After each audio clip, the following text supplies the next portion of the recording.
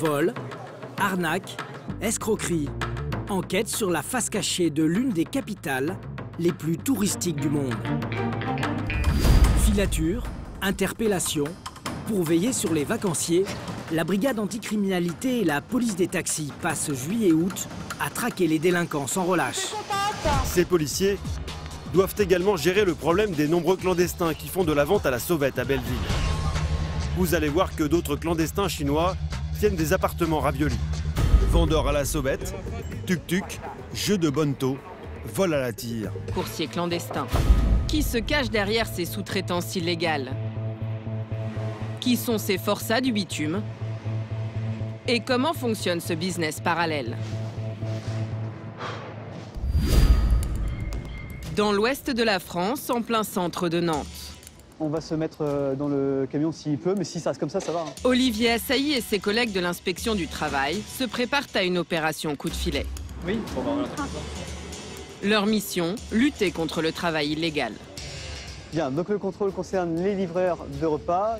Leur cible ce jour-là, les coursiers à vélo. Vous savez qu'en fait on les repère avec le fait qu'ils ont le smartphone sur le guidon. Souvent ils ont l'accessoire de livraison sur le dos. Voilà, c'est parti.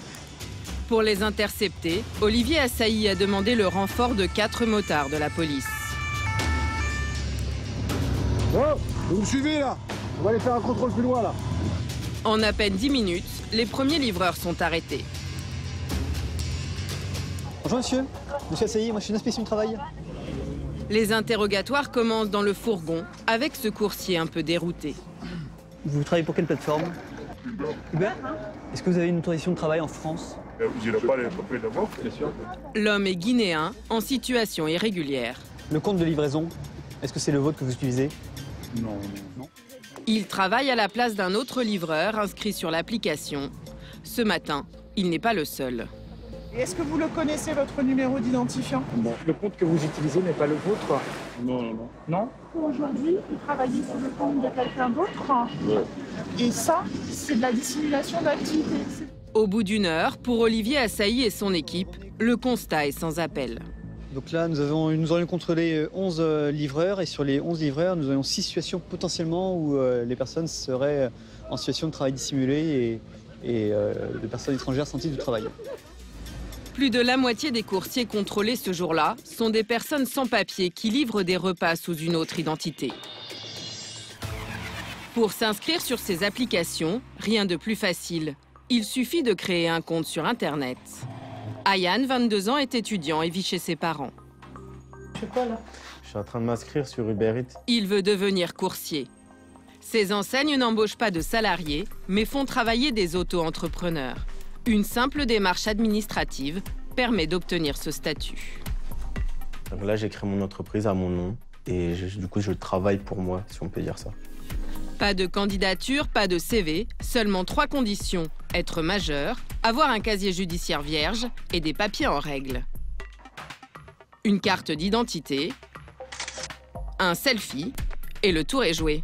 C'est hyper facile, ça va très vite. Une fois son profil validé et après une courte formation dans les locaux de l'application, Ayane pourra commencer à livrer des repas et gagner un peu d'argent de poche. Je peux espérer peut-être une centaine d'euros par semaine, ça serait déjà pas mal. Mais le job de coursier est loin d'être de tout repos, alors certains préfèrent faire travailler quelqu'un à leur place, quitte à tomber dans l'illégalité. Sur son vélo, Ali, 26 ans. Ce Malien est arrivé à Paris clandestinement il y a 6 mois. Il n'a pas le droit de travailler en France, pourtant, il ne chôme pas. Chaque jour, il arpente les rues de la capitale, armé de son GPS. Bonjour madame, le numéro c'est 4F, 5F. Merci beaucoup, bonne journée. Son job, apporter des plats de restaurant au domicile ou au travail des clients. Bon appétit, merci. Le principe est simple, l'application lui dit où aller chercher les plats, puis où les livrer. Ça a sonné chez moi, il faut aller vite, ouais. Donc allez. Mais il faut avoir de bonnes jambes, car rien que pour le déjeuner, il peut effectuer jusqu'à une dizaine de livraisons. Ça n'arrête jamais, ouais. Si ça sonne, dès que ça sonne, j'accepte, tu livres, ça sonne, tu livres, ça sonne. Des courses en continu et chronométrées. Il faut aller vite, ouais. Parce qu'il y a des minutes, 4 minutes pour arriver là-bas. Problème, Ali connaît mal la capitale. Alors parfois, il est un peu perdu. Alors bonjour, oui c'est le livreur.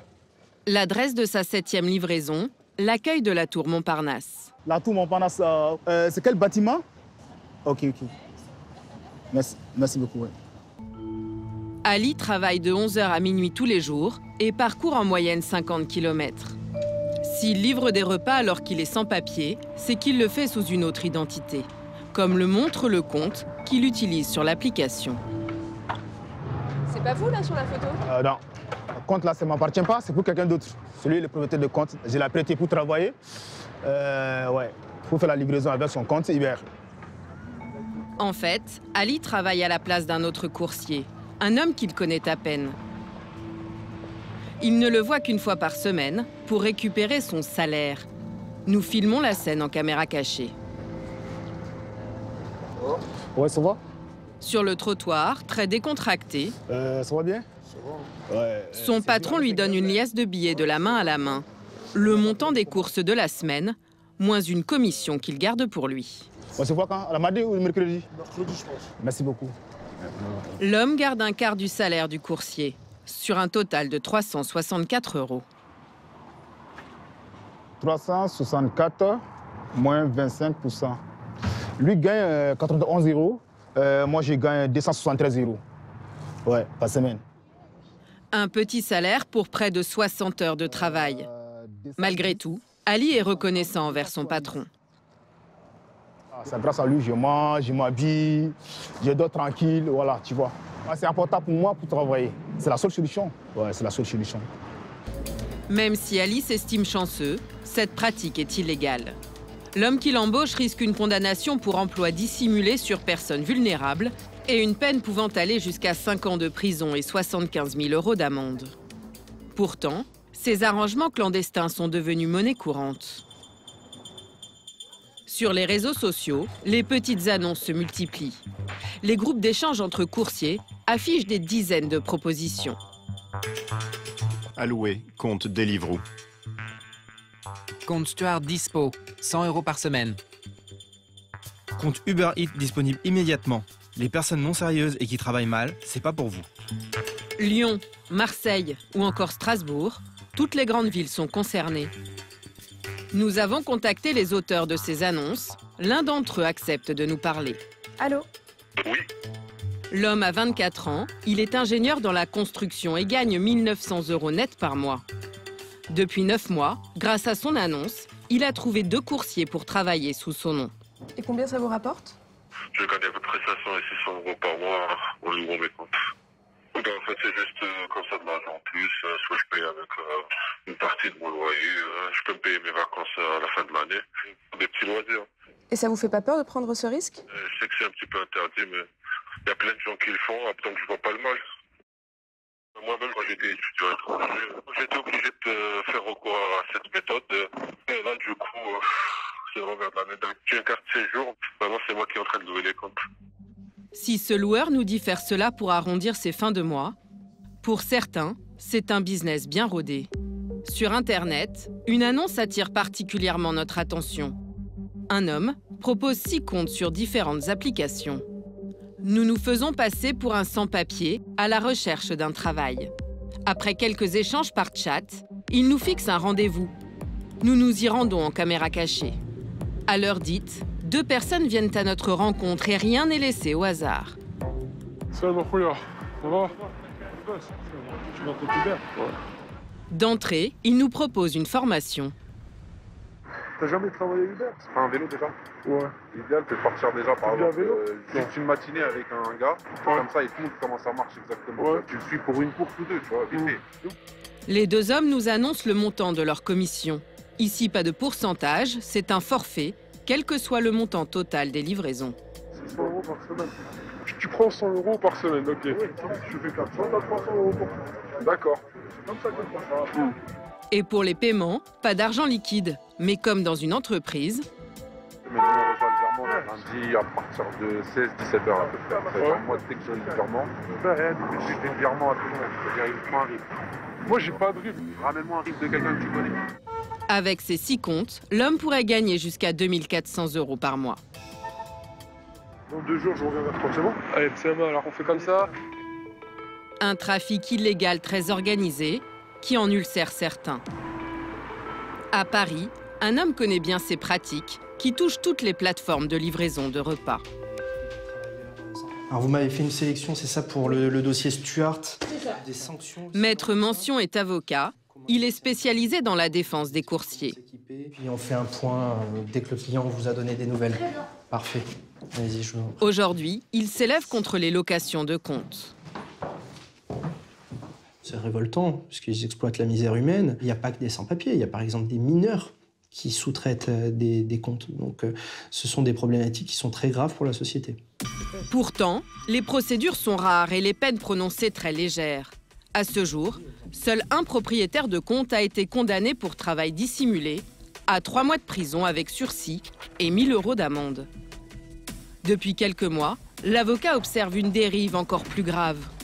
Certains loueurs ne se contentent plus de prendre un pourcentage sur les courses. Aujourd'hui, on a beaucoup de coursiers qui viennent nous voir et qui nous disent « j'ai été arnaqué, j'ai travaillé pendant une semaine, la personne m'a dit tu vas recevoir ton argent, je vais te faire un virement après avoir déduit ma commission ». Et puis au final, ils n'ont plus aucune nouvelle, le mot de passe d'accès à la plateforme a changé et puis ils ne voient jamais la couleur de leur argent. Selon lui, si toutes ces dérives perdurent, c'est que les applications y trouvent leur compte. On a l'impression que les plateformes ferment un petit peu les yeux. Elles ont un intérêt aujourd'hui à ce que la sous-location de compte perdure. Parce qu'aujourd'hui, un sans-papier, il ne va pas faire grève sur les baisses de rémunération. Clairement, ce sont des personnes qui travaillent pour elles sans jamais se plaindre. Donc, il y a un réel intérêt indirect pour la plateforme. Est-ce que pour elles, c'est volontaire de fermer les yeux ou pas? Ça, c'est une autre question. Pour en savoir plus, nous les avons contactés. Mais aucune de ces plateformes n'a accepté notre caméra. Dans leur mail, elles assurent mettre tout en œuvre pour lutter contre ces sous-traitances illégales.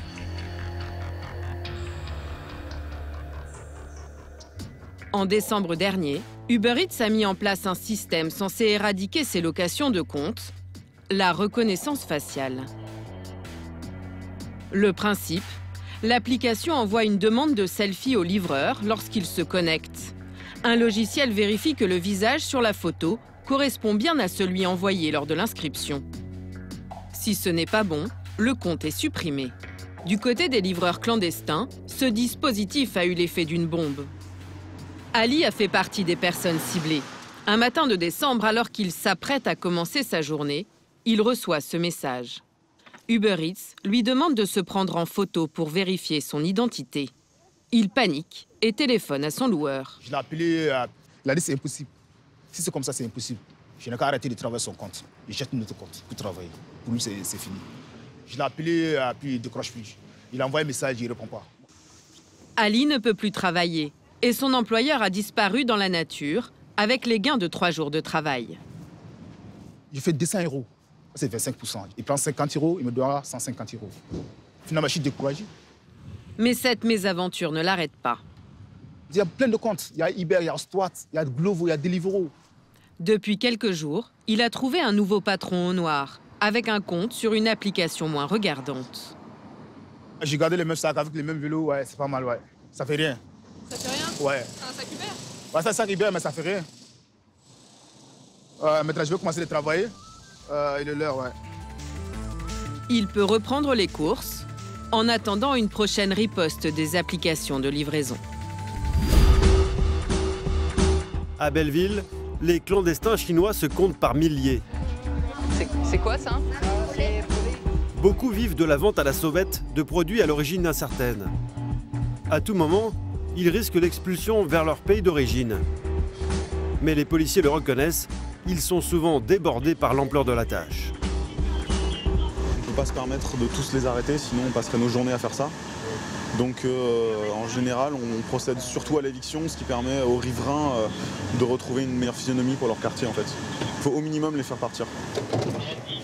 Ce jour-là, l'action des policiers va donc consister à faire la chasse aux vendeurs de produits à l'hygiène et à la provenance douteuse. Alors monsieur, Ouais. À l'arrivée des policiers, un vendeur prend la poudre d'escampette. Bientôt suivi par d'autres. Les policiers ne vont pas les poursuivre. C'est pas des gens qui sont agressifs, ils embêtent pas les autres personnes, vous voyez. Ils créent peu de troubles. On passe, on les fait partir. Bonjour messieurs. Bonjour. Mais vous allez le voir, la saisie de produits ne se passe pas toujours en douceur. Pause. Laisse par terre. Laisse ça par terre.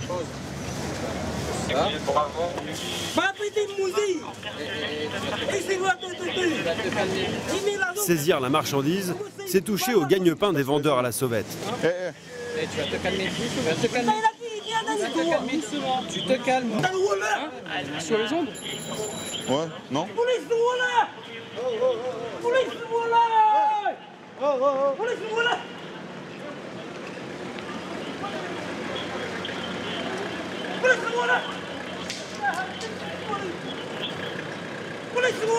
C'est une personne que l'on croise régulièrement pour les faits de vente à la sauvette ou autre. Et régulièrement, on a droit à ce genre d'esclandre. Bonjour.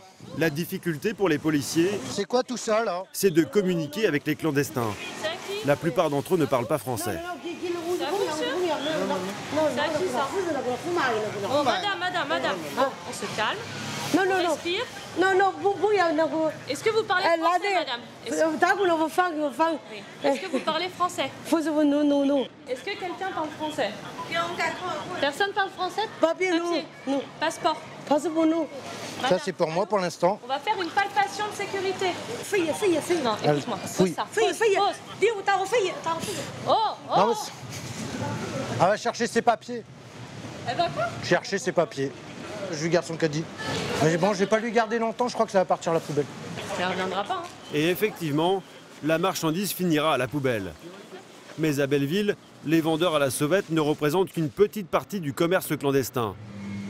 L'essentiel du travail au noir se déroule à l'abri des regards, derrière ces façades. Rares sont les caméras à avoir pu pénétrer ce monde-là. Derrière ces volets, une femme a pourtant accepté de nous recevoir. Li Chen est une clandestine. Elle tient ce que l'on appelle un appartement ravioli. Attends un peu, je vais emballer les raviolis. Des raviolis chinois qu'elle fabrique et vend par centaines à toutes sortes de clients. Il y en a combien là-dedans? À peu près 3000. Li Chen est arrivée en France il y a 18 mois. Elle sous-loue ce petit 2 pièces, un appartement de 25 mètres carrés qu'elle partage avec 6 autres jeunes femmes. Des sans-papiers elles aussi, mais qui préfèrent éviter notre caméra. On veut te filmer et toi tu baisses la tête. Je me cache. Vas-y, sors.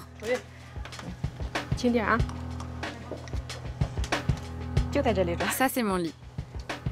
Si Li Chen a la chance d'avoir un lit à part, les 6 autres locataires arrivés plus récemment s'entassent dans cette chambre d'une dizaine de mètres carrés. Bon, là, c'est un peu le désordre. À en croire notre guide, elle serait nounou, couturière ou ferait la plonge dans les restaurants. On s'entend bien. On est toutes chinoises, alors on tâche de s'entraider. Et pour que la cohabitation se passe au mieux, Li Chen a rédigé un code de bonne conduite qu'elle a placardé sur la porte. Alors, petit 1, pour votre sécurité et celle de vos affaires, il est interdit de faire venir des gens de l'extérieur. Petit 2, veuillez marcher moins fort et ne faites pas de tapage. Quand on marche, ça fait du bruit sur le parquet. Comme nous sommes nombreuses, forcément, on fait plus de bruit que nos voisins. Si on fait vraiment trop de bruit, alors on risque d'être dénoncé. Du coup, dans l'appartement, chacun s'efforce de marcher à pas feutrés. On doit vraiment faire attention à tout. Et de quoi principalement?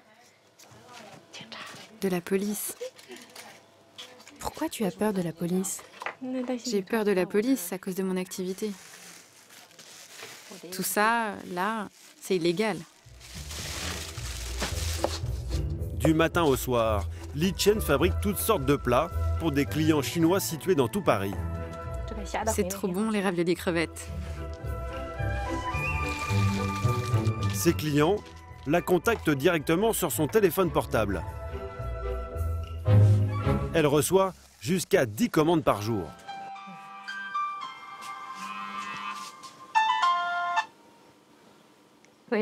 Bonjour.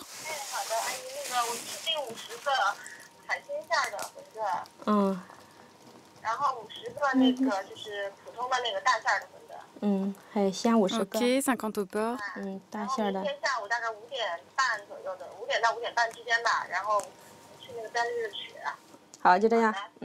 Merci, au revoir. Sa hantise, ce sont les livraisons à l'extérieur. Plusieurs fois par jour, elle quitte son appartement en essayant de faire le moins de bruit possible. En général, c'est du côté du métro de Belleville qu'elle fixe rendez-vous à ses clients. Bonjour, c'est vous qui avez commandé des raviolis? Ah non, non. Ah non? Bonjour. Ah, c'est vous. Je trouve que c'est pas très discret ici. Ça vous dérange pas si on descend dans le métro plutôt? J'ai peur que les policiers nous voient. La transaction aura lieu dans le métro.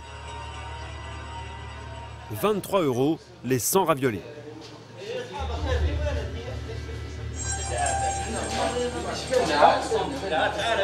Ah, vous êtes très prudente. Oui, je suis toujours méfiante. Allez, au revoir. C'est toujours risqué, vous savez. Si les policiers me voient, ils peuvent me suivre jusque chez moi. Ça pourrait m'arriver, donc il faut que je sois très vigilante. Si je suis attrapée, je risque d'être expulsée de France. Comme beaucoup de clandestins de Belleville, Li Chen a fui la misère. Pour venir en France, elle a emprunté 10 000 € et payé un passeur. C'est en avion, avec un visa touristique, qu'elle est arrivée à Paris. Son mari et son fils sont restés au pays. Elle est où la photo? C'est pour eux qu'elle prend tous les risques. Ça, c'est mon fils. Il a 14 ans. Alors ça va, il arrive à se débrouiller sans moi. Il se fait à manger après l'école. Mais comme ton mari ne travaille pas, ça se passe comment pour les ressources de la famille? Ben, elle repose que sur moi. Et tu nourris combien de personnes? Ben, mes parents, ma belle-mère, mon enfant et mon mari. Pour faire face à ses dépenses et aider toute sa famille, Li Chen doit réunir chaque mois 1 500 €. Alors, pour doper ses ventes, elle vend ses produits en ligne. Ça, c'est mon site internet pour vendre les raviolis. Elle y propose une bonne trentaine de spécialités. Et à en croire les commentaires élogieux laissés sur son site, sa cuisine a du succès. Surprenant, parmi les clients, il y a même des restaurateurs. Les raviolis sont très appréciés par nos clients. Merci pour votre travail. Du coup, les commandes s'enchaînent. Alors, je vous écoute. Li Chen a parfois du mal à fournir. Oui, j'en ai au chou et à la viande. D'accord. Je vous livre où? Porte de Saint-Cloud. Très bien, je vous le fais au plus vite. Merci, à tout à l'heure. Bon, faut que je m'y mette tout de suite. Avec ses nombreuses livraisons à honorer, certains jours, Li Chen est au bord de l'épuisement. Mais rares sont les fois où nous l'entendrons se plaindre. C'est vraiment fatigant. La nuit, j'ai mal au bras. Faut que je me dépêche parce que ça ne se fait pas de livrer en retard.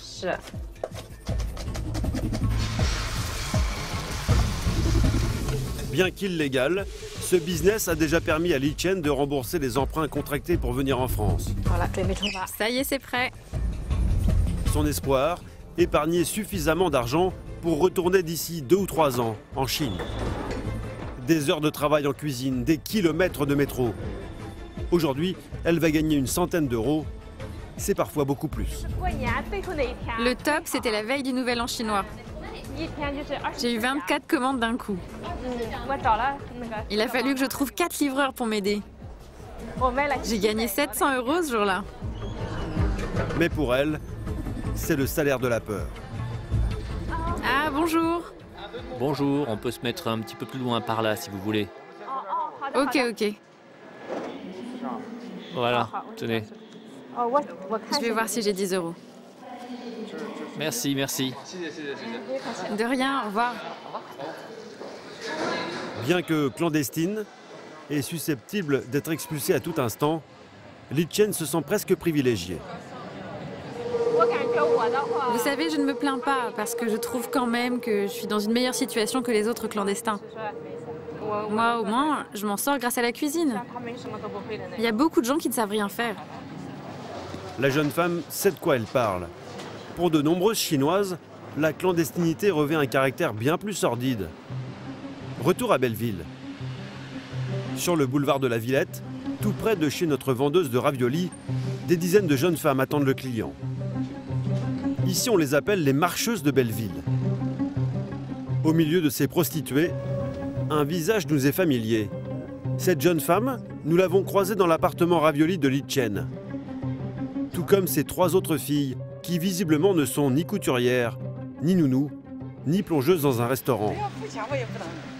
Comment ont-elles atterri sur le trottoir de Belleville? Pour faire une interview.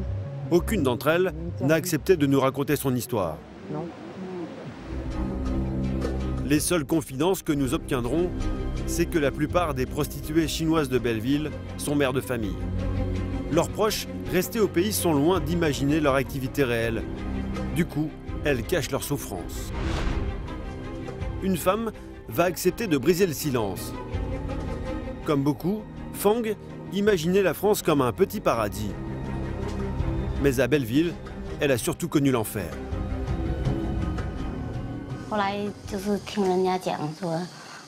On m'avait dit qu'en France, je pourrais travailler. J'ai commencé à chercher des boulots comme nounou, mais il n'y avait rien. Je n'avais plus d'argent. Je mangeais un paquet de nouilles par jour. Alors au bout d'un moment, je n'ai pas eu d'autre choix que de faire ça. Vous aviez imaginé qu'en France, vous alliez vous prostituer? Bien sûr que non. Si j'avais su ça, jamais je ne serais venue. Vous savez, c'est terrible comme travail. Je souffre beaucoup quand je me mets sur le trottoir. Malgré son désespoir, Fang doit nourrir sa famille et rembourser la somme versée aux passeurs. Pour cela, il lui faut trouver de l'argent, coûte que coûte. Votre dette s'élève à combien? 12 000 €. J'ai pas le choix. Je dois continuer de faire ça jusqu'à ce que j'ai fini de tout rembourser. Et après, je rentrerai en Chine. Votre famille vous manque? Beaucoup. Surtout mon enfant.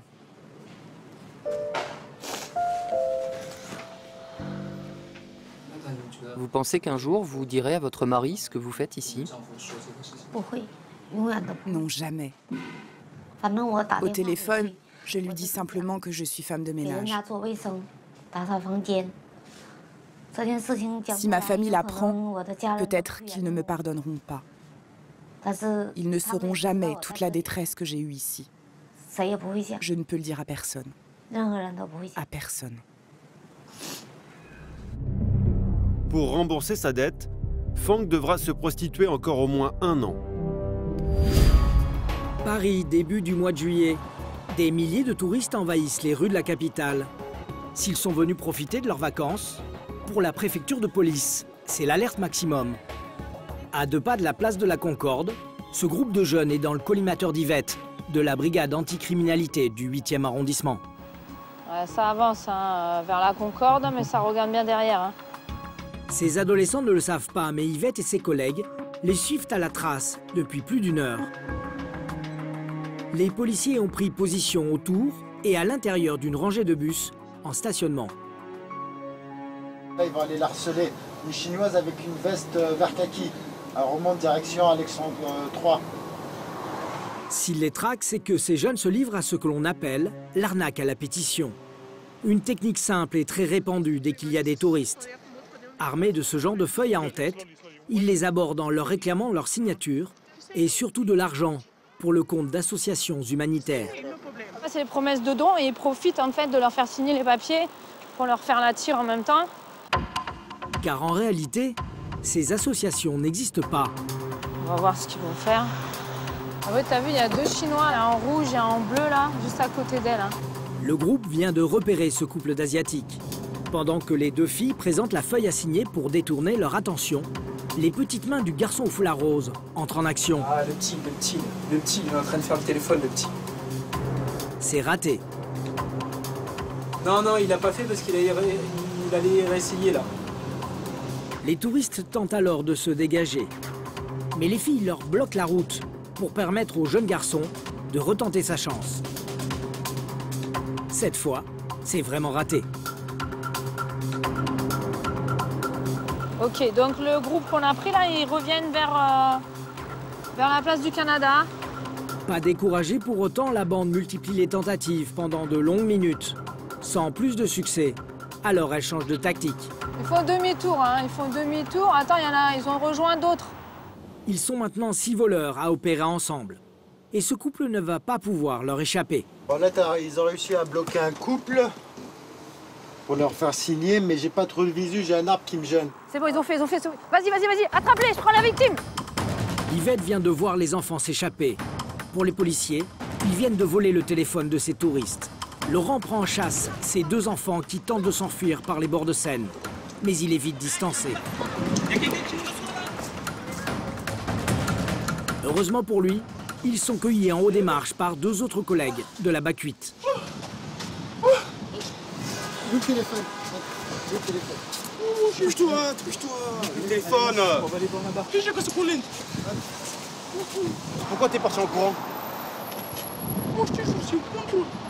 Les jeunes nient tout en bloc. De leur côté, Yvette et Virginie ont réussi à interpeller le reste de la bande. L'affaire paraît simple. Donc ils ont croisé le couple de touristes. Ils les ont encerclés les 6 en même temps. Et en fait, quelqu'un a glissé la main dans la poche de la dame et lui a volé donc le téléphone que j'ai récupéré là. Un téléphone. Donc là, on va aller au commissariat, présenter l'affaire à l'officier de police judiciaire. Alors, en leur expliquant les faits, la filature, les tentatives, tout ça. Lolo, comme ça, le problème, c'est que les suspects sont nombreux. Impossible de désigner un coupable. Tu vois, c'est ce qu'il dit, les 6 en même temps. Les 6 en même temps. Ouais. Ok, tu vois, les 6 en même temps, ils sont venus sur elle, donc elle ne sait pas qui c'est qui a volé. Oh, je te jure, l'a volé, je te jure, je ne sais pas. L'a volé. Non, je suis... Assis-toi. Pour Virginie et Yvette, il s'agit bien d'un vol. Mais comme le téléphone a été retrouvé au pied de ce couple d'Italiens, les policiers vont avoir bien du mal à le prouver. Leur seule chance, que l'un de ces jeunes pickpockets avoue tout au commissariat. Mais ce n'est pas gagné. Le lendemain, nous retrouvons Yvette de la Bacuite. Elle veut savoir ce que sont devenus les 6 jeunes interpellés. Ça va? Bien dormi? Non, fume pas ici. Hein. C'est pas la Placés en garde à vue à leur arrivée au commissariat, ils ont tous été entendus par un officier de police judiciaire durant la nuit. Mais les auditions n'ont pas permis de prouver le vol. C'est bon? Pleure pas, hein? Ça sert à rien. Les suspects ont donné la même version. Ils ont trouvé le téléphone par terre. Avec l'habitude, Yvette sait qu'il y a de fortes chances que le voleur soit le jeune garçon. Voilà, il est content. Souvent, c'est ce qui se passe. Hein. Ils prennent le plus petit pour commettre le vol, justement par rapport à l'excuse de minorité des moins de 13 ans. Une excuse de minorité qui permet en général à ce genre de bande d'échapper à la sanction pénale. Âgées de plus de 18 ans, les filles, elles, seront déférées devant le procureur de la République dans quelques heures. Un risque de la prison, concrètement? Normalement, oui. Concrètement, c'est rare. C'est extrêmement rare. Maintenant, elles sont majeures, donc après, c'est le proc qui décide, quoi. Yvette apprendra le lendemain que finalement, les filles, comme le garçon, ont été remises en liberté. À la gare Saint-Lazare, Élie, le policier de la BAC du métro, est toujours en planque. Il surveille 2 gros dealers de crack. Ce sont ces 2 hommes de l'autre côté des voies. Putain, ils sont costauds les deux. Faudra péter les deux en même temps. Les deux blacks, là, faudra péter les deux en même temps. Eli attend le flagrant délit pour les arrêter. Mais les 2 dealers sont très méfiants. Les policiers doivent être extrêmement discrets. Les voleurs, les dealers et les toxicos, ils repèrent les flics. C'est pas plus compliqué que ça. On a plutôt intérêt à pas se montrer, à attendre que ce qu'on est en train de chercher se produise et à intervenir juste au dernier moment. Pour observer le trafic sans se faire repérer, Eli a trouvé la planque idéale. Une partie du métro interdite au public. Ça, c'est une petite station désaffectée de la RATP, comme il y en a plein. Il y a plein de galeries, de tunnels qui étaient utilisés avant et qui ne le sont plus. Alors, soit c'est transformé en locaux techniques, soit c'est à laisser un peu à l'abandon, comme c'est le cas ici. Mais potentiellement, pour nous, c'est des bons outils de travail. Sur le quai, habillé en civil, David, le collègue d'Eli, s'est mêlé aux usagers. Il attend le signal pour intervenir. Donc je te redonne encore les signalements, David, okay, pour qu'on soit tous bien d'accord. Les 2 mecs, 1m85, 90 kg. Ce matin, la chance va sourire aux policiers.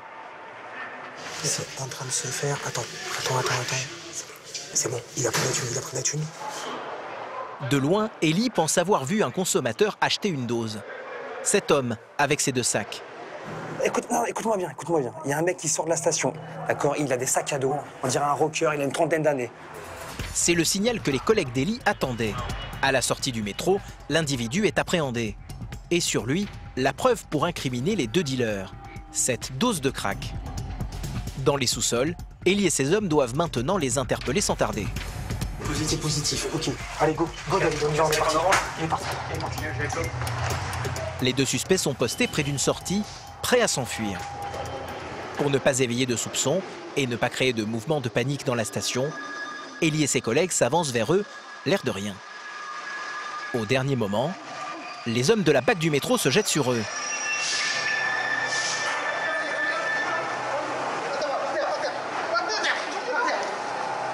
L'effet de surprise est total. Les 2 hommes n'ont rien vu venir.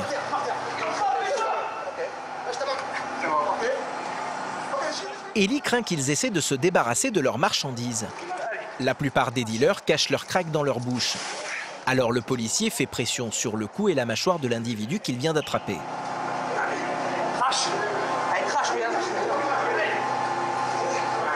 L'interpellation peut paraître violente, mais si le dealer avale une grosse quantité de crack, il peut en mourir. Ouvre ta putain de bouche là, c'est bon. Ouvre. Allez, ouvre. Bouche. C'est bon. L'homme n'a plus rien dans la bouche, mais dans les caniveaux, à l'endroit même où ils l'ont attrapé, les policiers découvrent près de 20 sachets de crack. On a tout. Il est partout là. Ouais, je crois qu'on a tout. Ah, le côté bon. Menottés, les 2 dealers présumés sont emmenés au commissariat. Ils vont être placés en garde à vue. Contre eux, les policiers disposent de preuves accablantes. Les 2 hommes nient pourtant l'évidence. L'individu, depuis tout à l'heure, en fait, il nous dit qu'une fois il attendait le train, ensuite qu'il vendait du café, ensuite qu'il connaît l'individu qui vendait du café à côté de lui pendant qu'il attendait le train. Voilà, donc je vais l'attendre sur les versions encore d'ici à ce qu'on le présente à la police. D'accord. Au poste, Eli et ses collègues commencent par faire les comptes. En tout, les policiers ont saisi près de 8 grammes de crack.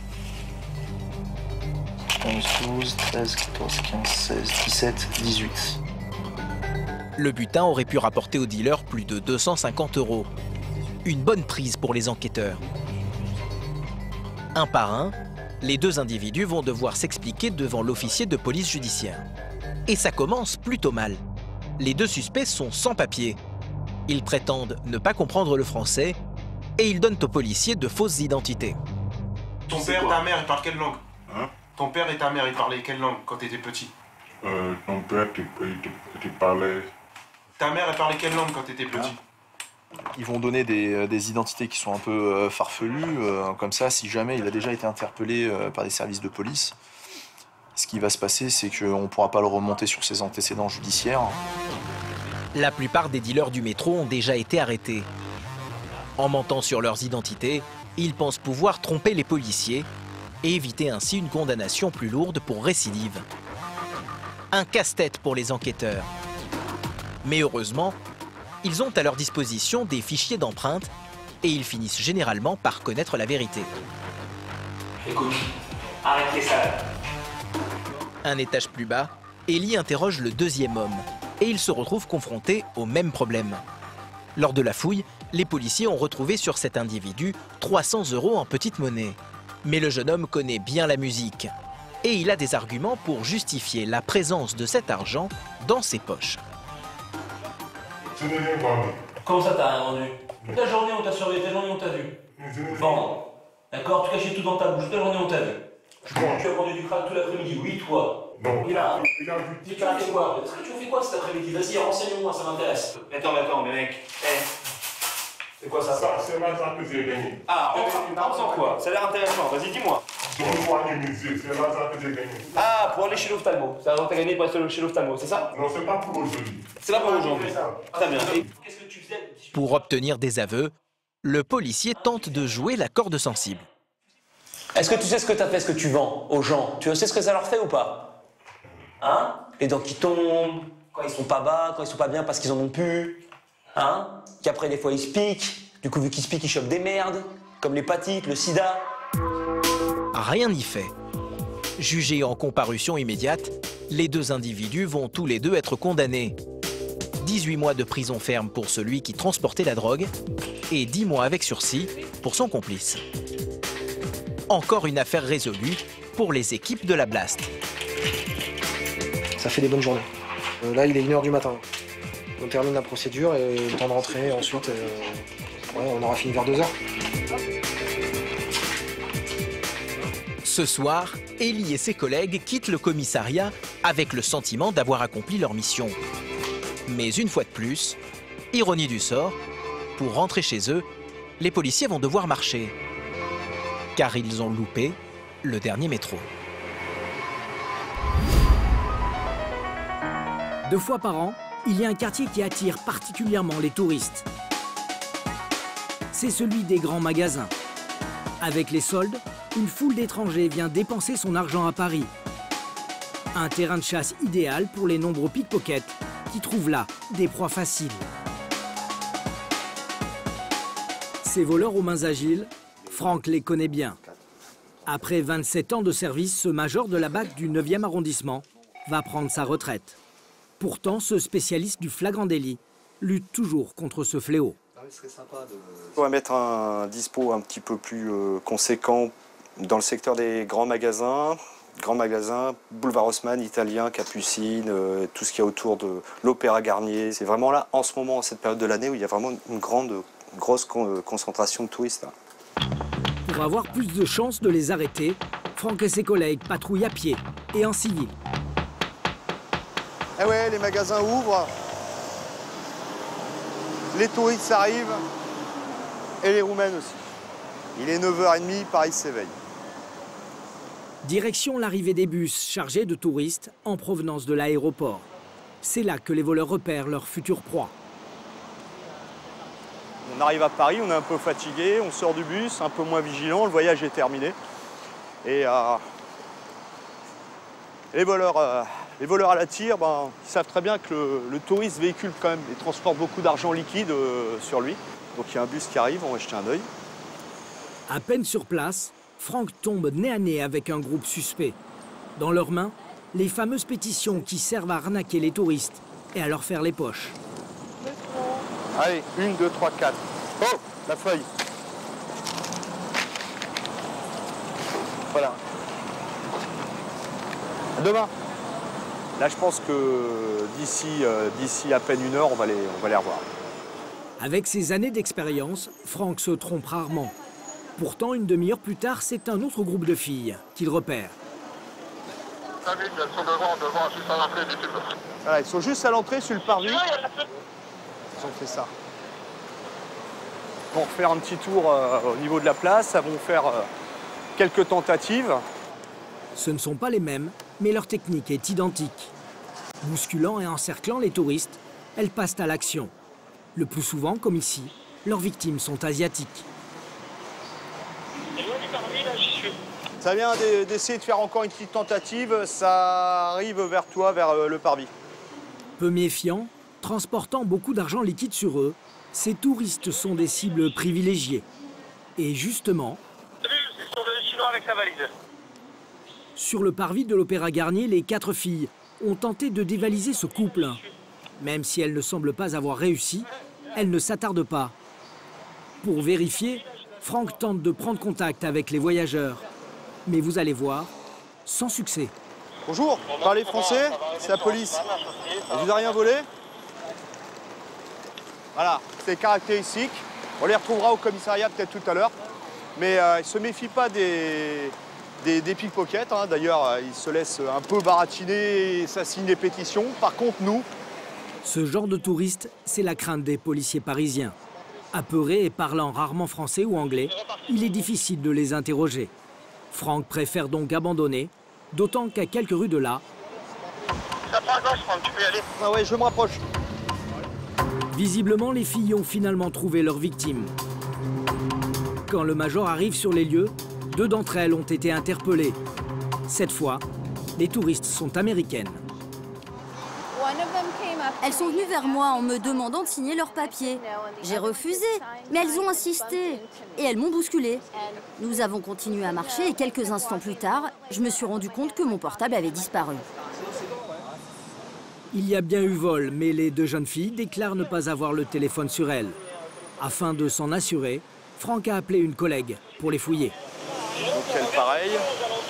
Si les jeunes roumaines semblent aussi sûres d'elles, c'est qu'elles savent ne rien risquer. Comme souvent, elles se sont débarrassées du portable volé, bien avant d'être arrêtées. Au tout départ, bon, elles sont 4, hein, elles sont livrées à un vol-tir sur la dame en noir, là, à côté de nous. Et ici, juste à l'angle, au coin de la rue, il y en a 2 qui sont interpellés, 2 autres qui prennent le métro. Peu de chance donc de retrouver le téléphone de la victime. Par acquis de conscience, Franck envoie ses 2 collègues inspecter les couloirs de la station toute proche. Quand elles se sentent suivies par la police, les délinquantes ont l'habitude d'y dissimuler leur butin. Des fois, ils cachent au niveau des panneaux publicitaires ou au niveau des luminaires. Et il y a une tierce personne qui vient les récupérer par la suite. Il n'y a rien. Pour les policiers, cette fois, l'affaire n'ira pas plus loin. Et les suspects repartent libres. On a fait ce qu'on avait à faire. Apparemment, pas de possibilité de garde à vue, donc voilà. En l'absence de flagrant délit, ce genre d'affaires se termine souvent ainsi. Quelques jours plus tard, notre enquête nous conduit sur les trottoirs du 1er arrondissement de Paris. Dans le quartier de la place Vendôme, ce sont bijoux prestigieux, vêtements haute couture et montres haut de gamme. Toutes ces boutiques de luxe n'attirent que les touristes les plus fortunés, mais également des voleurs plus rusés et très efficaces. Vous allez voir comment ils se fondent dans la masse pour opérer en douceur et en quelques secondes. Jeff est un spécialiste de ce quartier et de ce type d'escroc. Et pour trouver ces tuyaux, ce policier de la BAC a un truc, descendre dans le métro. Hello. How are you? Jeff connaît bien ces 2 pickpockets du métro, auxquels il a déjà eu affaire. Ça marche aujourd'hui? Non. Ça marche pas? Pourquoi? C'est dur? D'abord, il n'y a pas de touristes bien. Pas beaucoup, hein. Pas beaucoup. Tu vas y travailler où là alors? Mais aujourd'hui, le policier a décidé de les laisser tranquilles. En échange, les 2 jeunes filles se transforment en indicateurs. Selon elles, des voleurs expérimentés rôderaient dans le quartier. Pourquoi tu ne vas pas à Pont-Neuf? Je sais. Il y en a il y a 20 ans, 21 ans. Et il y en a encore d'où la madame est un peu vieux, tu sais, comme ça, rose, encore un roumain.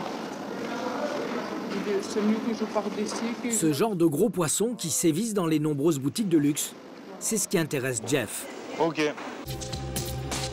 Le lendemain, le brigadier et toute la BAC sont sur les dents. Cela fait plusieurs heures qu'ils ratissent le quartier à la recherche du fameux couple, désigné par les jeunes voleuses. Et ils sont sur une piste. Il y a un collègue qui nous a appelé pour un couple d'individus qui se rapprochent, qui rentrent dans les magasins et qui s'approchent des sacs en fait. Ils essayent de les ouvrir et on n'en sait pas plus pour l'instant, mais ils s'intéressent vraiment aux sacs, quoi. Les suspects viennent d'être repérés à l'intérieur d'un magasin de chaussures de luxe. Pour les arrêter, les policiers vont les attendre à la sortie. Donc le magasin, tu vois, à côté de là, en haut. Je monte à l'étage, Maurice. Henri, le collègue de Jeff, se poste dans la boutique située juste en face. De là, il a une vue imprenable sur ce qui se passe dans le magasin de chaussures. Jeff, lui, reste en bas dans la rue, prêt à intervenir. Les deux hommes restent en liaison téléphonique. Ok, donc ouais, ils sont en haut, ils sont assis, je les vois aussi d'ici. Je vois la potentielle victime quand on essaie les chaussures. Ok, bah tu me donnes le top quand tu vois que c'est bon. Les policiers n'attendent pas longtemps. Les suspects viennent de quitter le magasin. Quel tacos? Ils sont dans le taxi, là. C'est bon. Jeff rejoint ses collègues, eux aussi en planque dans la rue. Police. Au moment même où l'équipe tente de prendre la fuite en taxi. Vas-y, bouge. Reste là. Police. Gentil. Lâche. Ce que Jeff veut que l'homme au t-shirt orange lâche, c'est un rouleau de billets. Sans doute de l'argent dérobé quelques secondes plus tôt à un client de la boutique. Mais face à notre caméra, le voleur semble très sûr de lui. J'ai trouvé un portefeuille. Il est où? Il est là-bas? Olive, c'est vous qui l'avez volé? Non. Sinon, il y en a un de vous trois qui vient avec nous. Vous l'avez trouvé où? Ah oh, magasin. Vous l'avez ramassé? On voulait partir à la police pour prendre. Parce que c'est comme ça, c'est normal, non? Quelqu'un a trouvé un portefeuille, il faut aller à la police, non? Je prends un taxi pour aller à la police plus vite. Mais c'est bien, vous êtes un bon citoyen, monsieur. Oui. Parfait. J'ai un bon cœur. Bah, du coup, vous avez trouvé la police directement. Ah, ouais. C'est un bon chrétien, moi, monsieur. Habillés comme ils le sont, le couple tente de se faire passer pour des touristes innocents. Mais les policiers, eux, savent à qui ils ont affaire. Ah, ça faisait un bon petit moment qu'on était dessus. Il n'y a rien d'autre sur vous? Non, monsieur. Non? Il n'y a que le portefeuille? T'as dépouillé dans le taxi, sinon il n'y a rien? Non, monsieur. On va vérifier au bureau. Jeff et le reste des policiers s'occupent de la victime. Ivana est croate. Elle ne s'est rendue compte de rien. Alors elle est plutôt méfiante. Pouvez-vous me montrer votre carte de police? Vous êtes bien de la police? Ah, yeah. Oui, bien sûr. Yeah, of course. Et votre nom, c'est? C'est la première fois que vous venez à Paris? Non. La première fois qu'on vous vole? Bah oui, bien sûr. Pour prendre sa déposition et lui permettre de récupérer son argent, Jeff accompagne Ivana au commissariat. Allez-y, entrez. Pour contrer ce genre de délit, un plan anti-vol à la tire a été mis en place par le préfet de police. Et les effectifs policiers ont été renforcés. Ah, vous saviez qu'ils allaient me voler? Oui, mais on doit attendre qu'ils fassent quelque chose. Qu'ils passent à l'acte. On appelle ça un flagrant délit. Aujourd'hui, les policiers font tout pour que les victimes portent plainte et que les voleurs cessent de sévir. Pas question pour Paris de se priver de la manne financière des touristes. Après avoir pris sa déposition, l'officier de police judiciaire rend son argent à Ivana, une somme. 1300 €. C'est bon, tout y est. Je ne me suis rendu compte de rien. J'aurais dû garder mon sac avec moi, ça n'était pas très malin de ma part. La prochaine fois, je serai plus prudente. Cette touriste croate a eu beaucoup de chance. De leur côté, les présumés escrocs vont s'en tenir à leurs mensonges, malgré l'insistance des policiers. Cet individu indique avoir trouvé ce portefeuille par terre, alors que nous l'avons vu mettre la main à l'intérieur du sac, sortir le portefeuille et assez rapidement quitter les lieux et entrer dans un taxi. Placé en garde à vue, le couple a été présenté 24 heures plus tard au procureur de la République. L'homme a été condamné à 5 mois de prison avec sursis, sa complice à 3 mois avec sursis. Face à cette menace qui nuit gravement à l'image prestigieuse de Paris dans le cœur des touristes, une unité de sécurisation touristique a été créée en avril dernier. Composée d'une trentaine d'hommes et de femmes, cette unité intervient dans les beaux quartiers, dans une zone considérée comme sensible, située entre le Trocadéro et le Champ de Mars. C'est au sous-sol du commissariat central du 7e arrondissement qu'est installé le QG de cette unité spéciale baptisée US3T. Depuis 2015, la tenue des policiers s'est considérablement étoffée. Gilet pare-balles obligatoire, et chaque agent embarque avec lui plusieurs kilos d'équipement. Bonjour à tous et toutes. Sandrine, la chef de service, indique aux policiers les objectifs de la journée. Donc pour aujourd'hui, le TP Bravo, spécialité Bonto. Donc vous essayez en RER, de prendre le RER et de partir sur les secteurs bien définis. En plein été, la bête noire des forces de l'ordre, ce sont les jeux de Bonto improvisés dans la rue. Le principe est simple, un manipulateur cache une balle parmi 3 cônes et demande aux touristes s'ils veulent tenter de la retrouver. Pour les inciter à jouer, des complices se font passer pour de vrais joueurs et gagnent à tous les coups. Un attroupement finit par attirer les touristes, comme sur cette autre table de jeu. Ce Hollandais sur la gauche de l'image finit par tenter sa chance et perd son argent. Avec une mise de départ à 50 €, l'arnaque est rentable. Notre touriste hollandais s'en mord déjà les doigts. Vous venez de perdre 50 €? Oui, c'est vrai, mais ma femme n'est pas au courant. Orchestrés par des bandes organisées venues des pays de l'Est, les jeux de Bonto permettent aux réseaux mafieux qui les contrôlent de gagner plusieurs milliers d'euros en une seule journée. Une fois leur briefing terminé, les policiers de l'unité de sécurisation touristique quittent le commissariat. Contrairement à leurs collègues, ils laissent leur voiture au garage et empruntent le métro. Pour Jordan, 27 ans, et ses collègues, c'est le meilleur moyen de passer inaperçu. Ils sont très bien organisés. Hein. Ils sont avec les téléphones, les oreillettes, un peu comme nous, quoi. En fait, ils fonctionnent comme nous. Celui qui a la meilleure stratégie qui gagne, quoi, entre guillemets. En policier expérimenté, Jordan connaît déjà les endroits où les escrocs sont susceptibles de s'installer. Donc là, c'est ce qu'on appelle la promenade de l'Australie, ici, juste en face. Donc il fait tout le quai Branly, jusqu'à la Tour Eiffel. Et en général, tous les choufs, tous les guetteurs de Bonto se mettent dans cette allée-là. Après quelques minutes d'observation, les policiers identifient un homme au comportement pour le moins surprenant. T'as vu le mec avec sa veste bleue, là? Ça regarde partout, là. Ouais, ils sont en train de chauffer, là. Jordan et ses collègues pensent avoir repéré un guetteur caché derrière les buissons. Rapidement, ils identifient le reste de la bande, qui serait composée en tout de 6 individus. Ah, là, on les voit bien, là. On a l'équipe entière avec l'ancien, le mec avec sa veste en cuir, les 3 meufs, et bingo, on est sur du Bonto, là. À peine installés, les joueurs de Bonto décident pourtant de lever le camp. Et ils bougent tous, là. Ah, ils vont traverser. Jordan commence à se demander si leur présence n'a pas été repérée. Alors, pour ne pas perdre leurs traces, le policier contacte par radio ses collègues à vélo pour qu'ils les prennent en filature. On s'est positionné sur le quai Branly face à la promenade de l'Australie en direction de la Tour Eiffel. Après quelques minutes, Jordan reçoit la confirmation que les joueurs de Bonto se sont installés à quelques centaines de mètres de leur position. Bon, on se décide les mecs, on fait quoi? On prend une bagnole? Il y a... ouais, mais il faut trouver une attente. Tiens, arrête le bleu marine là. Pour se rendre sur place, les policiers demandent à une voiture civile de bien vouloir les emmener. Bonjour, c'est la police, monsieur. Ça vous dérange pas de nous prendre pour nous déposer jusqu'à Branly? Parce que on doit aller voir des gens. Non, mais restez dedans. Non, restez, c'est vous qui conduisez. Juste, on monte avec vous. Quand je vous dirai de vous arrêter, il faudra vous arrêter tout de suite. Hein. Ok? Le monsieur il va nous déposer en fait où il y aurait les joueurs de Bonto.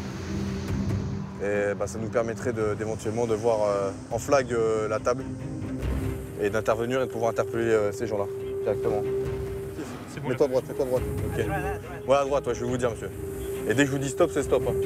Les policiers se rapprochent et identifient rapidement les escrocs présumés qu'ils avaient aperçus quelques minutes plus tôt. En noir, chemise rose.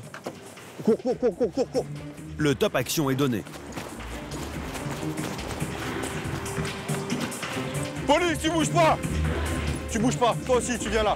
Surpris par la rapidité d'action des forces de l'ordre, les joueurs n'offrent aucune résistance. Reste avec eux, je vois s'il y a des victimes. Jordan se dirige vers les passants pour savoir si l'un d'entre eux vient de jouer une somme d'argent. Non, vous avez joué? You play? No? Ok. Pour les policiers, trouver une victime est primordial, car son témoignage permettrait de caractériser l'infraction comme une escroquerie, un délit passible de 5 ans de prison et de 375 000 € d'amende. Ça, je garde sur moi, d'accord? D'accord? Après vérification, Jordan et ses collègues ne trouveront que quelques billets sur les escrocs présumés.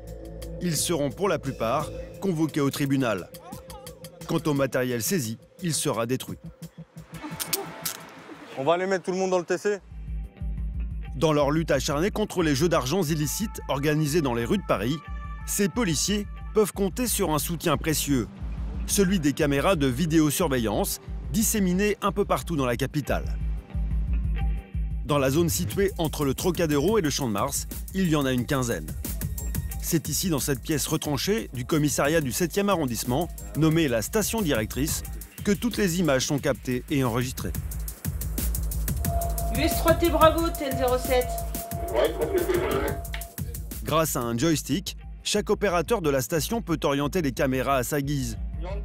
Dotées d'un zoom, elles permettent aux policiers comme Sandrine de détecter rapidement la moindre anomalie. Donc là, on va avoir un individu là, qui va commencer à s'installer. Hein, il se baisse, il s'installe, il met ses petits gobelets, tout ça. Sandrine a repéré une table de Bonneto sur le pont d'Iéna qui enjambe la Seine face à la Tour Eiffel. Elle prévient Jordan. Tu vas avoir donc le manipulateur qui s'est installé, celui d'avant qui est installé aussi mais qui se met en guetteur. Ouais. Donc ça va être toute la table de Bonneto. D'accord, ok. Ça vous apporte quoi le travail de la vidéosurveillance comme ça?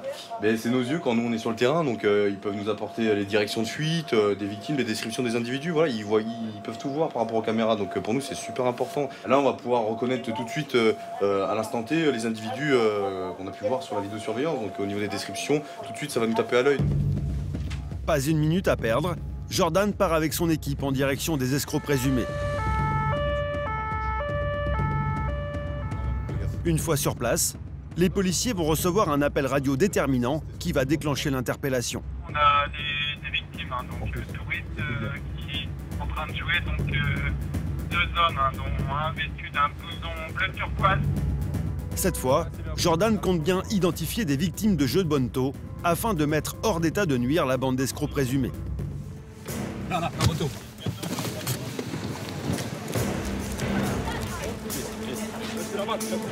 Aussi, ici. Une fois la bande appréhendée, l'un des policiers part à la recherche des victimes, dont il a obtenu la description grâce à ses collègues de la vidéosurveillance. Oui, vous avez joué au Bonneto ou pas? Oui, vous êtes pas voir? Oui. Ah oui, 150 voilà, on vient de les arrêter, donc vous allez venir avec nous, vous allez déposer plainte, comme ça vous avez... Ouais, je vous annonce interpellation de 6 joueurs de Bonneto avec 3 victimes. Mission accomplie pour les policiers. Le joueur de Bonneto et ses complices semblent résignés. Ils vont devoir maintenant s'expliquer au commissariat. L'un après l'autre, les différents membres de cette bande organisée présumée vont être fouillés puis entendus par les forces de l'ordre. Allez, asseyez-vous là-bas, là. Malgré les faits qui lui sont reprochés, cette femme située sur la droite de l'image tente de minimiser la gravité de ses actes. Personne ne l'a pas forcé. C'est eux qui ont choisi de jouer. Personne elle a dit faut jouer, faut mettre d'argent. C'est lui tout seul qui l'a sorti d'argent, c'est eux tout seuls qui sont joués. Les victimes, qui viennent du sud de la France, n'en reviennent pas d'être tombées aussi facilement dans le piège tendu par les escrocs présumés. On est venu en famille se balader pour visiter Paris. Et on a vu donc ce jeu sur le bord du pont. Il y a des gens qui gagnaient, on pensait que c'était faisable. On est tenté, quoi. On se dit mais les autres y arrivent, pourquoi nous on n'y arriverait pas? Donc on joue, sauf que ceux qui y arrivent, ce sont les complices. On a misé, donc c'était des mises de 50 €. Et chaque fois qu'on retournait le gobelet, la boule n'était jamais là. Finalement, on n'a jamais gagné. Montant du préjudice pour ces touristes, 150 €. Le début de leur petit week-end en famille est définitivement gâché. Allez, vous venez avec moi? Pour avoir escroqué des touristes avec un jeu d'argent illicite, certains membres de la bande ont été raccompagnés à la frontière avec interdiction de revenir sur le territoire. Les autres, déférés devant un juge d'instruction. Une victoire que les policiers n'ont pas vraiment le temps de savourer, car ici les interventions s'enchaînent et ne se ressemblent pas. Jordan et son équipe viennent d'être appelés en renfort pour évacuer un attroupement de vendeurs à la sauvette au comportement violent. Posez vos vélos, parce que ça risque de... À 2 pas de la Tour Eiffel, Jordan retrouve les policiers déjà présents sur place. La situation est tendue, face à eux, une trentaine d'hommes. Ils se sentent beaucoup plus forts ensemble. Regarde, tu peux voir, il y en a qui ont fait des doigts d'honneur là. Celui avec sa veste rouge à carreaux. Jordan et ses collègues entourent le groupe d'hommes et les poussent à l'extérieur du périmètre. Les policiers gardent leur distance pour éviter tout accident, car un peu plus tôt dans la journée, la situation a dérapé. Tout à l'heure, à 14h, voilà, on a eu un CRS de blessé. Il a reçu un coup de Tour Eiffel sur la tête. Et ils n'hésitent pas, quoi. Les perches à selfie, pour eux, c'est des bâtons pour se défendre. Un acte de violence qui fera les gros titres de la presse ce jour-là. Le mis en cause est un sans-papier de 19 ans. Léo, vous allez à droite? Progressivement, les vendeurs à la sauvette reculent. Mais certains d'entre eux n'hésitent pas à défier les forces de l'ordre. Alors Jordan préfère temporiser. Eh, c'est bon, c'est bon, c'est bon, c'est bon, c'est bon, c'est bon. C'est bon, c'est bon, c'est bon, c'est bon, c'est bon, c'est bon, c'est bon, c'est bon, c'est bon. L'évacuation se termine sans aucun blessé. Mais Jordan sait déjà qu'il devra renouveler l'expérience d'ici quelques heures. Ils sont assez dangereux, ils sont assez agressifs. Ils abordent les touristes, ils sont vraiment insistants. Ils proposent pas, c'est limite, ils imposent la vente. Donc ouais, c'est un gros problème de sécurité publique. Et les vendeurs à la sauvette ne sont pas les seuls dans le collimateur des policiers. Il y a aussi les tuk-tuks illégaux qui prolifèrent. Il faut plus revenir ici, d'accord? Il faut arrêter. D'accord? J'ai compris. Il faut pas stationner ici. Là, qu'est-ce qu'on fait après? Eh ben rien, soit vous devenez légaux et vous faites ce qu'il faut, ou soit rien du tout. Installés un peu partout dans la capitale, ces véhicules non homologués transportent des touristes bien souvent inconscients du danger. Car la plupart de ces engins ne sont pas assurés. En cas d'accident, les passagers ne sont pas couverts. Jordan dissuade donc ses tuk-tuks de stationner aux abords de la Tour Eiffel. Va falloir y aller et pas rester ici. D'accord? Comme d'habitude? Oui. On part? Prends le tuk-tuk et tu pars. Si le policier est aussi expéditif, c'est parce que la plupart de ses chauffeurs auraient mis en place une petite combine pour escroquer les touristes. Ils en profitent, ils proposent une course et au final, à l'arrivée de la course, c'est jamais le même prix. Pour comprendre comment ils s'y prennent, nous nous sommes glissés dans la peau d'un touriste équipé d'une caméra discrète. Nous sommes allés à la rencontre d'un chauffeur de tuk-tuk stationné près du Grand Palais. Hi. C'est combien pour l'aller-retour Trocadéro? C'est la Trocadéro, 20 euros. 20 euros? Oui. Ouais. 20 € pour 2 km de course, c'est un peu cher mais bon. Nous embarquons direction le Trocadéro. D'emblée, le tuk-tuk emprunte la piste cyclable alors que c'est interdit. Et nous ne sommes pas au bout de nos surprises. Mais vous avez le droit de passer sur des passages piétons comme ça? Oui. Ah ouais? Au mépris du code de la route, l'homme roule sur les passages piétons et emprunte même le couloir de bus. Quelques instants plus tard, nous arrivons à destination. 2 ou 3 photos souvenirs et nous demandons à notre chauffeur de nous ramener à notre point de départ. Vous voulez le tourner? Ouais. C'est 20 euros, 40 euros. Le tarif du retour est identique à l'aller, jusque-là, rien d'anormal. Mais une fois arrivés sur le pont, nous allons vite déchanter. Alors c'est combien? C'est 40 euros pour personne. Par personne? Oui. Ah, c'est pas ce que vous nous avez dit. Vous avez dit 40 euros. Oui, regarde la tarif. Subitement, ce chauffeur vient de se rappeler qu'il avait une grille tarifaire. Le prix de notre course n'était pas global, mais pour une seule personne. Nous devons donc payer 80 € au chauffeur pour l'aller-retour. Mais en quelques secondes, le prix va encore grimper.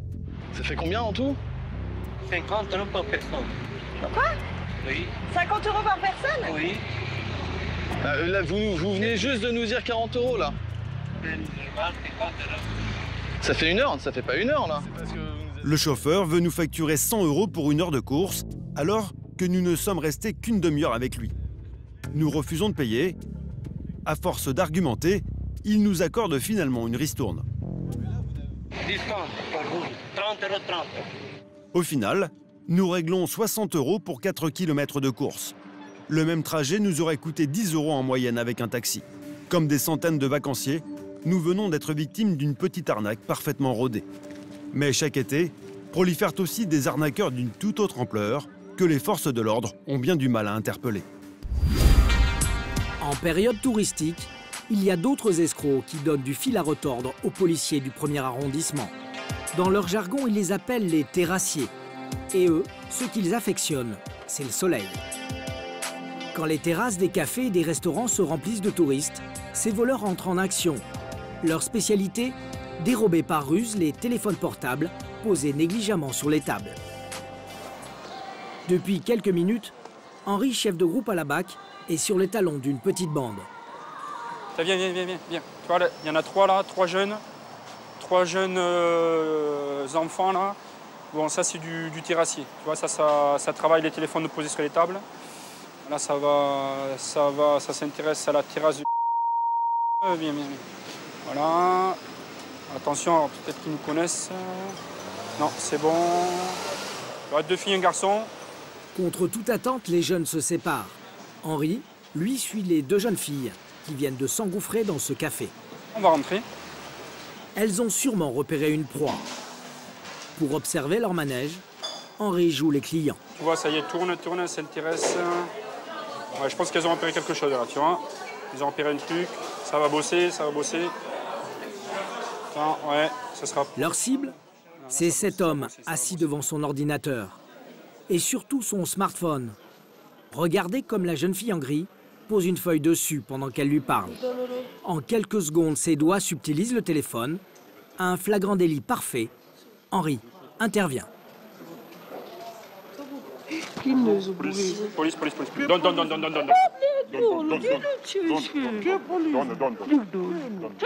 Donne. Oui, bah, c'est bon.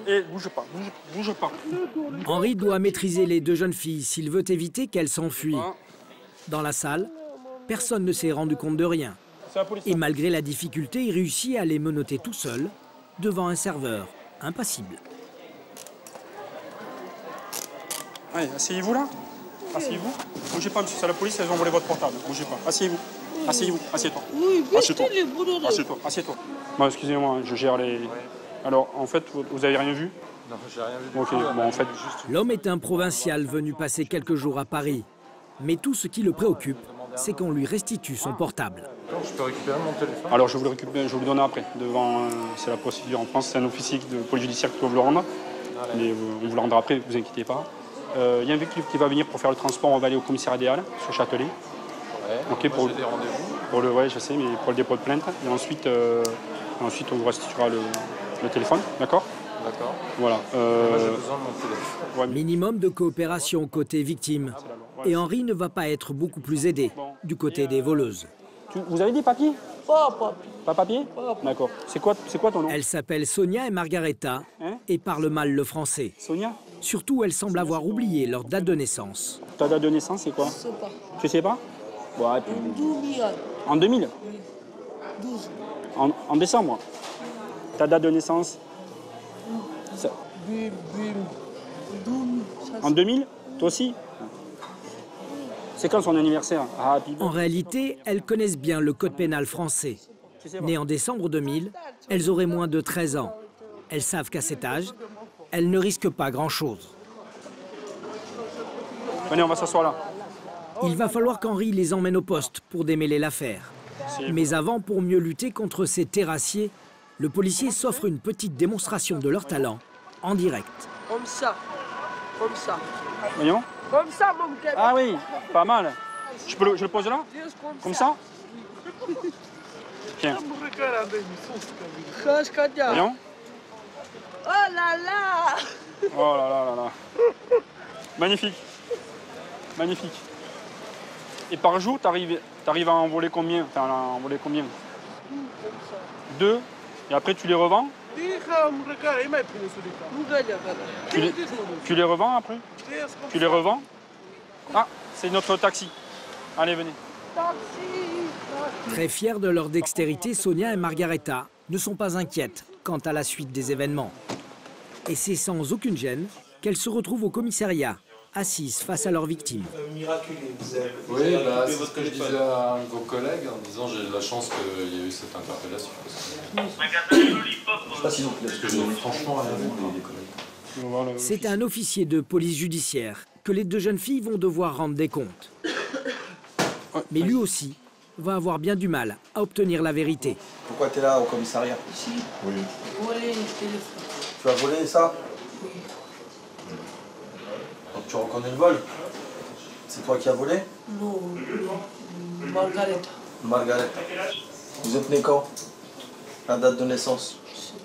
Tu sais pas, mais tu sais que tu... En l'absence de leur papier d'identité, impossible de leur faire avouer leur âge véritable. En te plaçant en garde à vue, même si tu dis que tu as 12 ans, tu me parais beaucoup plus. Tu peux voir la suivante? Oui, pardon. Allez. Sonia n'avait pas prévu que Philippe la place en garde à vue. Pour éviter une sanction pénale, les deux jeunes filles jouent sur l'excuse de minorité des enfants de moins de 13 ans. Et Margareta, sa complice, est elle aussi surprise que l'affaire aille plus loin. On va appeler un interprète pour te notifier la garde à vue. Garde à vue. Pourquoi la garde à vue? Bah pour vol. Si. Voici, c'est interdit de voler. C'est pas bien? Non? Non. Bah tu vois, toi-même tu dis que c'est pas bien. Pas garde à vue, juste parti. Ah non, garde à vue, il n'y a pas la juste partie. C'est comme ça. Bah tu sais très bien. Finalement, Sonia et Margareta ont été conduites devant le juge pour enfants. Récidivistes, elles ont subi un examen osseux qui a finalement démontré qu'elles avaient plus de 13 ans. Mises en examen en attendant leur jugement, elles encourent une peine de prison avec sursis.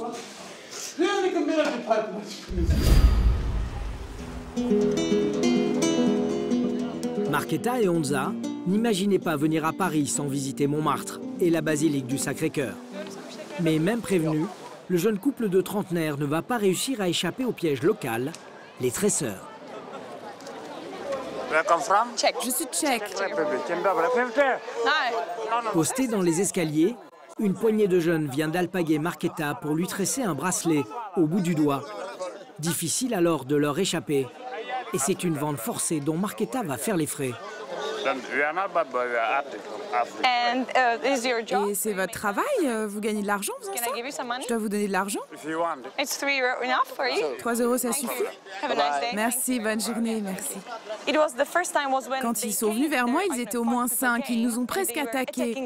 C'était assez effrayant. C'était une situation très stressante. Il y avait beaucoup de monde, beaucoup de mains qui me touchaient. Je lui ai donné 3 euros, mais j'ai bien senti que si je ne lui avais rien donné, il aurait pu se fâcher. Pour vérifier si les craintes de la jeune Tchèque sont fondées, nous jouons les touristes. Au pied du Sacré-Cœur, près d'une quinzaine de tresseurs attendent le pigeon. Bordeaux. En français? Yes. Moi j'en veux pas, non, je te promets. Avant même que l'on puisse lui fausser compagnie, le jeune homme a entouré notre doigt d'un bout de laine. C'est quoi, c'est un cadeau? Et déjà, il nous promet que cela ne coûtera pas cher. D'accord. Okay. Mais pour les Français, nous, on ne demande pas beaucoup l'argent comme touristes. Tu fais douche, tu travailles avec ça, ça fait 1 an garanti, d'accord? Mais quand on annonce que nous n'avons pas de monnaie, le boniment s'arrête immédiatement. Et la demande d'argent devient pressante. Moi, j'ai pas de sous, moi, je te l'ai dit. Non, tu dois un peu. C'est pas beaucoup. J'ai rien. Hein? J'ai rien, il faut qu'on aille manger. Non, c'est pas beaucoup. Tu donnes juste un peu de pièce pour la coffre, c'est tout. J'ai rien du tout. Je te l'ai dit tout à l'heure. Non, 2 pièces, c'est pas beaucoup. Après 3 minutes de discussion, nous donnons 2 euros. Selon le tresseur, l'addition est en général plus salée. Si c'est les touristes, ils prennent 10 euros. Mais les Français, nous, on ne prend pas beaucoup. Nous, on demandait 5, on demandait 3 euros. C'est tout, c'est comme ça. Tu vas faire un prix, là? Oui. Sur les hauteurs de Paris, Montmartre. Jérôme Feugueur, 44 ans, démarre sa journée. Ça va bien? Ça va? Jérôme fait partie des 300 artistes peintres accrédités par la mairie de Paris pour travailler sur la célèbre place du Tertre. Nous, on fait partie un petit peu des meubles. On est un peu des acteurs, hein, on est un peu des comédiens, finalement. On finit par se fondre dans le décor. Les touristes viennent chercher ici le Paris d'autrefois, avec ses petites rues pavées, ses terrasses et son ambiance si particulière. C'est un mauvais garçon, il a des façons pas très catholiques. Pendant que certains se font tirer le portrait, d'autres cherchent simplement un souvenir à accrocher dans leur maison. C'est le cas de ces touristes canadiens. Ici, on peut voir les artistes dessins en place. Et ça nous dit c'est vraiment la belle chose. Mais aujourd'hui, l'emplacement de Jérôme lui permet tout juste de gagner sa vie, car les ventes de tableaux sont en baisse. Pour les petits formats, une bonne journée, on va en vendre une dizaine. Pour les grands formats, une bonne journée, on va en vendre 1, peut-être 2. Et voilà, c'est très aléatoire en fait, c'est pas tellement régulier. En cause, les nombreuses boutiques réparties aux alentours de la place. Selon Jérôme, elles profiteraient de l'attraction exercée par les peintres pour revendre à prix d'or de simples copies. Nous, on est les vrais. Alors maintenant, Si les gens veulent acheter du faux, on les avertit, on leur dit attention, dans cette zone-là, vous allez vous faire alpaguer. Puis il y a les galeries derrière. On les prévient, on leur dit voilà, ces gens-là n'ont pas d'autorisation, ils nous nuisent parce qu'après, les touristes, les visiteurs font l'amalgame, ils se disent tiens, c'est tous des escrocs. Eh ben non, nous on est les vrais et on peint devant vous. Pour savoir si Jérôme dit vrai, nous nous faisons passer pour un touriste à la recherche d'un tableau de Paris. Équipés d'une caméra discrète, nous entrons dans une première boutique afin de connaître l'auteur des tableaux exposés dans la galerie. C'est qui alors du coup le peintre? C'est M. Paul Carrière. Il est sur la place? Je pense pas. Il est en retraite à mon avis. Lui, il était sur la place. Il est vieux. Ah, c'est un vieux. Donc ça c'est un de ses derniers tableaux alors? Ah, bah, je pense oui. Bon, il peint encore beaucoup Paul Carrière, parce qu'il y en a un là, il y en a un là, il y en a un là. Pour quelqu'un qui a arrêté de peindre... Le vendeur de cette première boutique semble plutôt gêné quand on lui demande si ce tableau a été peint place du Tertre. En revanche, impossible de savoir s'il s'agit d'une copie. Nous poursuivons donc notre visite dans la boutique d'à côté. Bon travail, hein, c'est original ça. Un bon travail. Ouais, 279 quand même. Hein. J'ai fait 199. 279. J'ai fait 80 € moins cher. 80 € moins cher. En un éclair, le prix de cette toile vient de chuter de 30%. Un geste commercial qui laisse planer quelques doutes quant à l'originalité de cette toile, signée par un certain François. François, c'est le top. Ok. Son produit, ça marche. Mais c'est un étranger ou c'est un Français alors? C'est un Français, mais il vient à l'étranger. Ah d'accord. Il vient de nous avouer que le tableau n'avait pas été peint ici. Mais alors, qui sont ces mystérieux François, Paul Carrier ou Burnett qui a signé cette toile? De véritables artistes ou de simples fantômes? C'est dans une troisième boutique que nous allons obtenir un premier élément de réponse. Il faut 2 longues. Des femmes longues, comme ça. Il nous faut 20 femmes aussi, j'en ai pas derrière. Au moins 10 quoi. La bouteille, regarde ce que j'ai. C'est quoi, c'est les commandes du jour? C'est les commandes du jour. Oui, ça serait pas mal, ouais. Au moins pour la semaine, là, ouais. Par chance, nous venons d'assister à un échange entre la vendeuse d'une boutique et ce qui semble être son fournisseur de tableaux. Nous décidons donc de suivre cet homme dans la rue. Nous le retrouvons derrière une fourgonnette remplie de toiles. J'ai une boutique à Saint-Rémy-de-Provence. En fait, je suis venu à Montmartre parce que dans ma petite boutique, j'aimerais bien avoir des tableaux avec de la Provence. Des paysages un peu typiques du sud de la France. Oui, j'ai fait des fois. Mis en confiance, le fournisseur nous confesse le lieu secret où sont fabriqués ces tableaux. Je travaille avec des peintres en Serbie, je suis d'origine serbe et je distribue dans pas mal de boutiques à Paris. Selon ce fournisseur, de nombreuses boutiques de souvenirs parisiennes revendraient des tableaux serbes représentant les grands monuments de Paris. Ça, la taille ici, la moyenne c'est 10 € et les plus petits sont à 6. Donc ça c'est 10, 22 et les petits 6, les tout petits. D'après lui, ces toiles bon marché seraient écoulées entre 30 et 60 € en boutique. Mais au royaume de la copie, il ne serait pas celui qui offre les meilleurs tarifs. À Paris, moi je vais être honnête avec vous. Vous avez des tableaux chinois, c'est ce qu'ils achètent les commerçants. Vous allez voir tout ce qui se vend à 15 €, 20 €, tout ça, ça vient de Chine. La différence de qualité entre le travail qui est fait en Serbie et en Chine, alors du coup? Moi, je ne peux pas concurrencer les Chinois au niveau de prix, mais au niveau de qualité, c'est nettement meilleur. Une nouvelle information à exploiter. Alors nous retournons à la boutique où nous avions croisé le fournisseur pour tenter d'en savoir plus.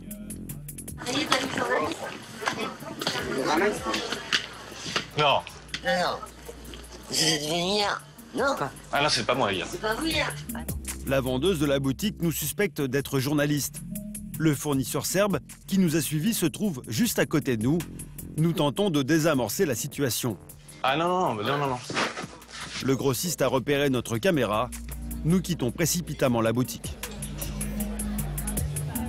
Bien décidés à poursuivre l'enquête, nous allons bientôt découvrir que derrière ces peintres mystérieux se cachent des artistes au profil plutôt inattendu. Sur Internet, nous trouvons le contact d'un grossiste en Chine qui s'est spécialisé dans la reproduction de tableaux parisiens. Il accepte de nous rencontrer. Direction Dafen, au sud-est de la Chine, à 11 heures de vol de la France.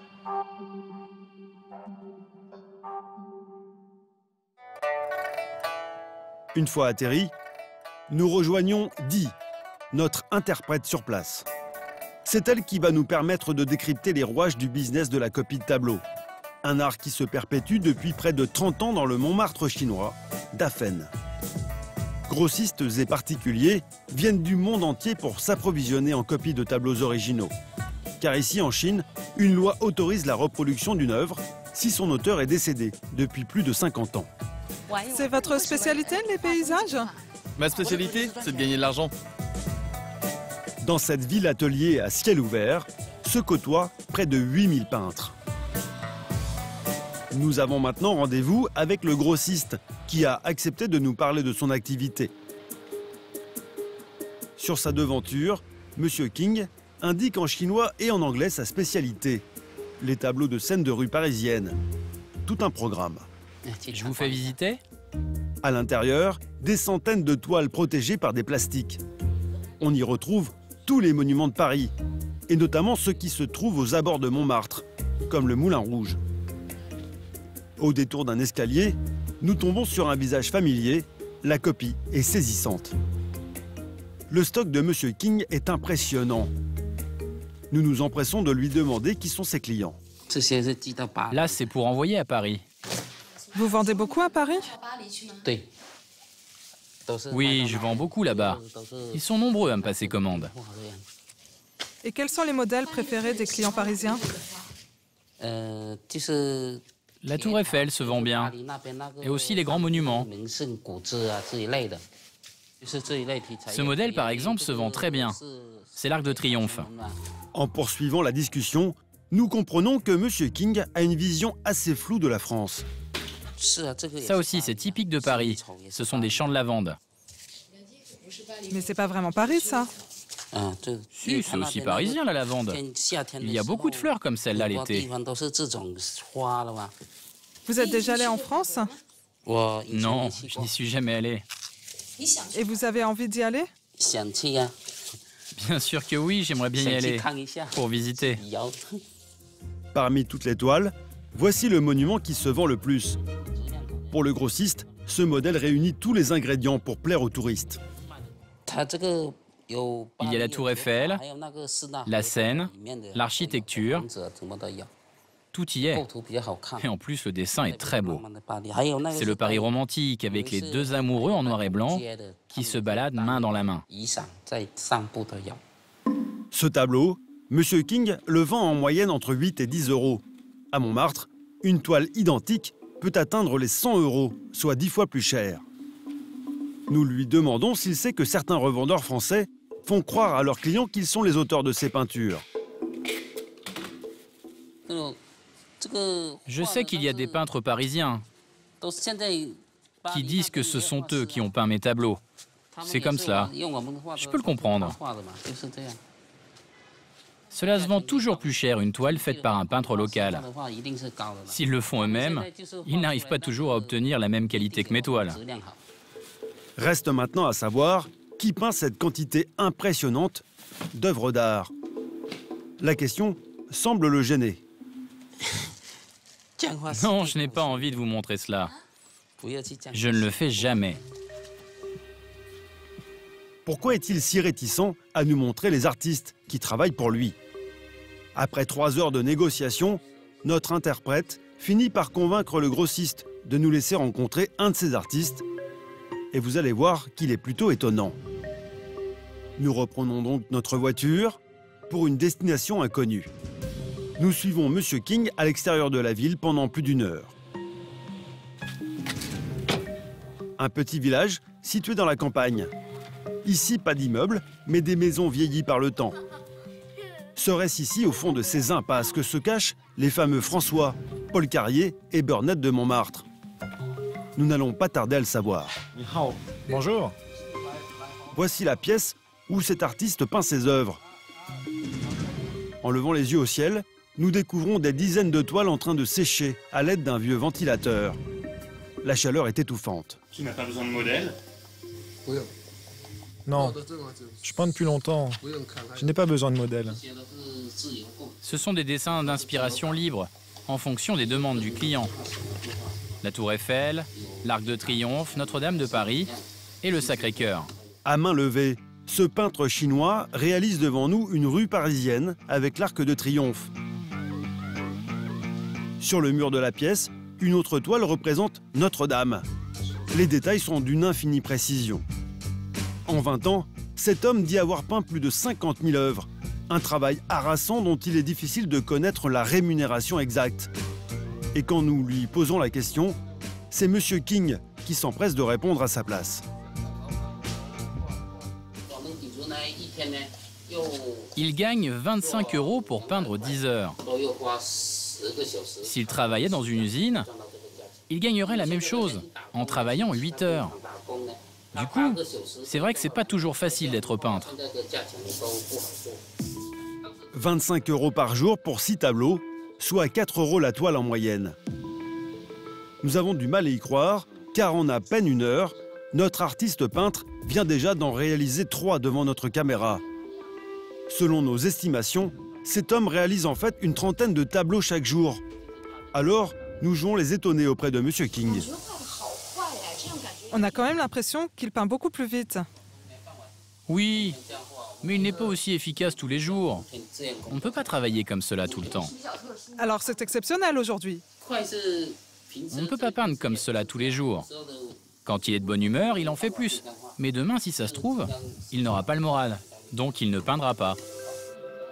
En réalité, M. King achèterait ses tableaux moins d'1 € pièce.